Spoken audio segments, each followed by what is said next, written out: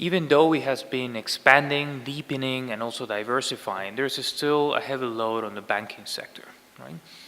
So of course, in order, finance is the plumbers of economic growth, right? So of course is one aspect that supports a growth, job creation, and of course poverty reduction if it is well targeted. Here, the regional capital market idea is not new, and of course I guess the task is to find ways to accelerate that development, right? So I come from Peru.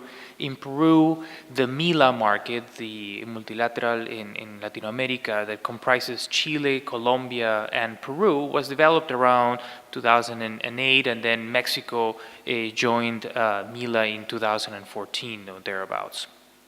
And it is right that it provides an additional tool in the toolkit for ensuring that financial sector development actually translates into making sure that the investors and the savers are properly connected to companies, right? So this could be developed in several ways. And of course it requires, as I was mentioning before, it requires a shared vision, it requires the pooling of resources, and it requires a strategy that incorporates several elements and not just the creation of regional capital markets, but all of the enforcing institutions that would allow that capital markets to remain stable, and of course to make sure that is well diversified within. So for example, some of the things that we've been discussing with countries in the Western Balkans is the need to enhance the coordination within a capital market development task force that actually identify what are the key elements that each country requires in order to make sure that they can contribute to a regional capital market. That of course is combined with a strategy to find ways into creating indexes that are regional in nature, and also regional investment funds that could be supported with this capital market development.